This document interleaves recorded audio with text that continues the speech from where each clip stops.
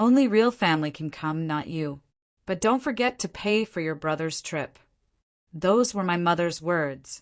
Sharp, dismissive, almost casual, as though cutting me out of their lives was just another chore on her list. Hi everyone. My name is Elena, and I was born into a family where blood was supposed to mean love.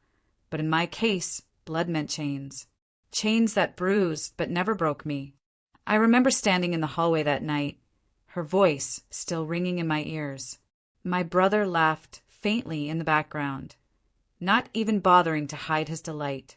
The same brother who had drained every ounce of patience, every cent of money from me, was suddenly the one they called real family. I didn't answer. Silence has always been my sharpest weapon. The house was dressed in warm yellow lights for the holidays. The smell of cinnamon drifted from the kitchen, and laughter spilled from behind the walls. Laughter that wasn't meant for me. I stood there on the threshold, staring at a door that had always been mine, but now felt like a stranger's. Inside, I could hear the faint clinking of glasses, the scrape of chairs, and my mother's voice rising above it all. Her tone had changed, light, festive, full of joy, a joy that seemed to exist only in my absence. I walked away slowly, step by step, the sound of my boots swallowed by the snow outside. The cold bit at my cheeks, but it wasn't as sharp as the ache in my chest. It was strange how rejection from the people who raised you can feel colder than any winter storm. I thought about every bill I had paid for them, every emergency I had covered, every time they had dialed my number only when they needed me. And tonight I realized something. I had been financing my own humiliation. The street was empty, the night still. My breath fogged in the air as I whispered to myself, "This holiday will be different." Because this time, silence wouldn't just be my shield. It would be the spark of a payback they would never see coming, the kind that begins in silence but ends with every voice in the room begging me to stop. The next morning, I woke to the vibration of my phone. A string of messages, not one addressed to me with warmth.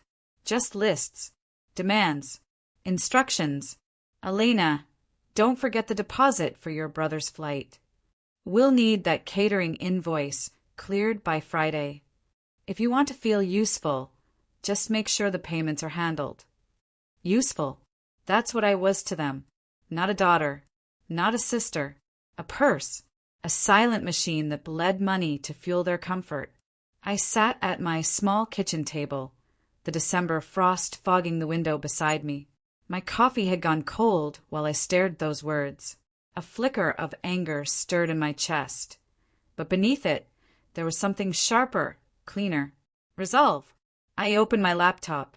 Years of quiet obedience had left me access to everything. Their bookings, their invoices, their little secrets. I was the one who organized, the one who paid, the one who handled the parts they were too careless to manage. And they had forgotten that silence doesn't mean ignorance. I scrolled through my emails until I found it, the catering order. $4,200. Already under my name, my card. My mother hadn't even bothered to ask. She had just assumed. I moved to the venue invoice, another $3,600. Reserved under Elena J., because I had placed the booking weeks ago when she called me, screaming about urgency. I remembered sitting in my car outside work that day, tears burning my eyes as she berated me over details I hadn't even been given. Now those details were my weapon. One click. That's all it would take to freeze the payments, to cancel every arrangement. One click, and the entire image of their perfect holiday dinner would collapse. The thought almost made me laugh. Not loud, not cruel, just a breath of bitter amusement that warmed me more than the coffee ever could. They had locked me out of their dinner, but they had unknowingly placed me in charge of the table they'd never sit at. For the first time in years, I felt power stir quietly in my chest. And when the storm came, it would not be thunderous. It would be silent, precise, and unforgettable. And that was only the beginning. That night, I drove past my parents' house. The windows glowed golden, laughter spilling into the street.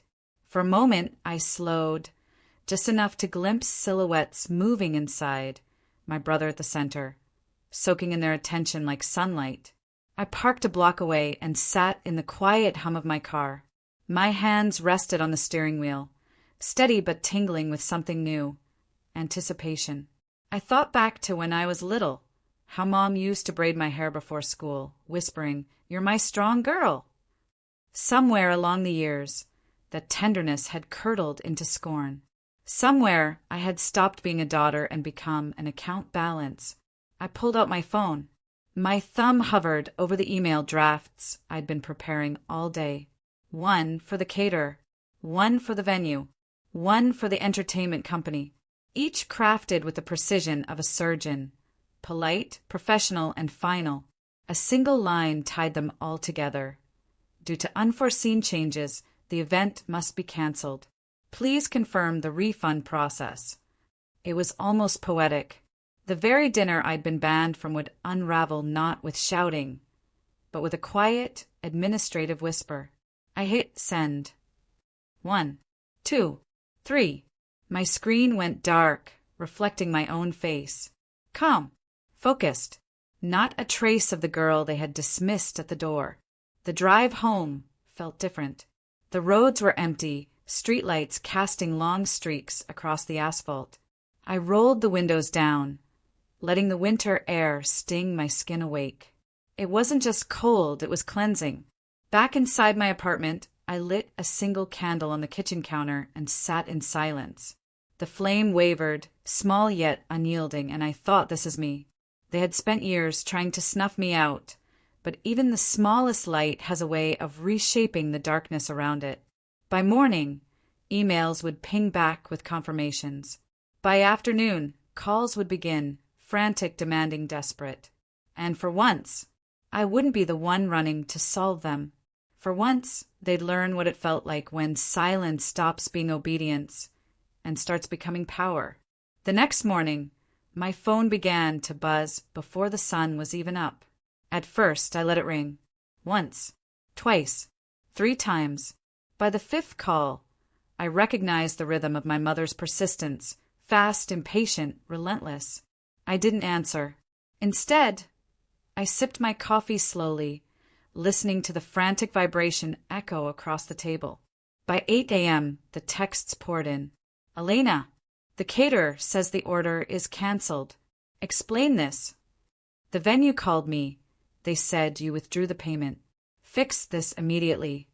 Do you realize what you've done? Your brother invited over 30 people. We cannot look like fools." I smiled faintly, tracing the rim of my mug with my finger. Fools. That's what they were finally seeing. Their reflection without me patching the cracks. By noon, the storm escalated. My brother's name lit up my phone next. I almost didn't pick up, but curiosity got the better of me. "Elena, what the hell?" His voice was sharp, entitled. "Mom says you canceled everything. Why would you do that? Why would I pay for something I wasn't invited to?" My words were calm, measured. The silence that followed was delicious. "You're being dramatic," he snapped finally. "It's family. You don't just walk away from that." "Family," I echoed softly, "walked away from me a long time ago." I ended the call before he could reply. The rest of the afternoon played out like a symphony of chaos, their desperation growing with every message. My mother shifted from rage to pleading. My father sent curt orders, and my brother tried guilt, insults, and even threats. But I didn't bend. Not this time. I went about my day instead, grocery shopping, folding laundry, humming softly to myself as if it were any other ordinary day. And maybe in a way it was, because for the first time in years, I wasn't the one holding their weight. By evening, the calls had dwindled into silence, the kind of silence that wasn't peace but panic. And I knew this was only the first fracture. The real collapse was still coming, and I'd be watching when it did. The day of the holiday dinner arrived like a storm cloud. Snow dusted the streets, and families bustled past me with wrapped gifts and warm coats, heading toward gatherings filled with light and laughter. I, meanwhile, sat by my apartment window with a glass of tea, waiting. It didn't take long. By 4 p.m., the first frantic message arrived. Elena, people are arriving. The hall is locked. The staff says the booking was cancelled. Fix this now. I pictured it vividly. Guests in coats and scarves, clutching gifts, standing confused outside a venue with no decorations, no music, no warmth inside. My brother's voice echoing, trying to explain. My mother, red-faced, scrambling for words.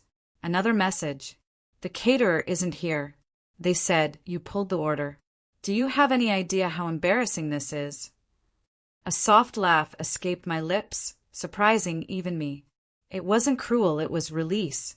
The sound of years of swallowed humiliation finally breaking free. By 6 p.m., my phone was a battlefield of their fury. How could you do this to us? You've ruined everything. You've shamed this family in front of everyone. But I didn't feel shame. I felt free.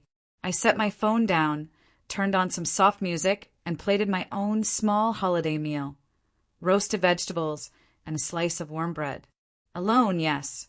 But this solitude tasted better than any seat at their table ever had. Around 8, the final blow came. A voicemail from my brother. His voice cracked with rage and desperation. Do you have any idea what you've done? People left. They called us frauds. Mom's crying in the car. Dad's furious. Everyone's blaming me. You're pathetic, Elena. You're. Click. I didn't need to hear the rest. I leaned back, candlelight flickering across my quiet apartment, and whispered to myself. For once, I didn't pay to be disrespected. The holiday had ended exactly as it should. Not with me excluded, but with them exposed. And deep down, I knew this was just the surface. The real payback hadn't even begun. The fallout came faster than even I imagined. By the next morning, the calls weren't just from my family. They were from distant relatives, neighbors, even old family friends who had attended the holiday dinner. I listened to one voicemail after another. Elena, what happened? We were standing outside in the cold for an hour. Your parents swore you handled everything. I've never been so embarrassed. They said you were paying. Was this some kind of joke? Your brother promised a feast, music, a night to remember. Instead, we got locked doors and humiliation. The irony nearly made me laugh. The same people who had looked down on me at gatherings, whispering about how I was too quiet or too soft, were now seeking answers from the one they thought didn't belong. But I didn't answer them either. Instead, I let the silence expand, knowing each unanswered ring dug the blade a little deeper into my family's pride. Later that afternoon, I passed by the grocery store and overheard two neighbors whispering near the checkout. Did you hear about the disaster last night? All that money gone. They say her brother promised everything, but apparently he can't even cover a meal. Their laughter was sharp, merciless. I walked past quietly, hood pulled over my head, my lips pressed against a smile that threatened to break free. The humiliation was no longer confined to a closed room. It was spilling into the streets, into whispers, into reputations. At home, I sat down at my desk and opened a drawer. Inside were neatly stacked folders, records, receipts, all the proof of years I had financed their comforts. Every trip, every celebration, every so-called emergency. I traced my finger along the papers. Each one was a reminder.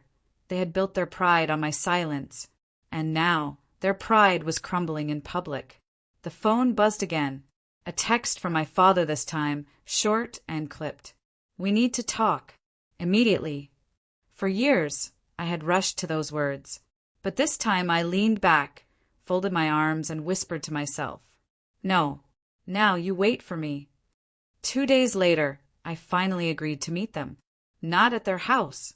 Not at the place where I had been dismissed like unwanted noise. I chose a quiet cafe downtown, neutral ground, a space that belonged to neither of us. When I walked in, they were already there. My mother's face was pale, her eyes ringed with shadows of sleepless nights. My father sat stiff, jaw clenched, while my brother scrolled his phone like a restless child, his leg bouncing under the table. I slid into the chair opposite them, my movements calm, deliberate. For a moment, none of us spoke. The silence pressed against us, thick as winter fog. Then my mother broke. "Elena," she said, her voice trembling between anger and desperation. "Why would you do this? Do you know how humiliated we were? Everyone's talking.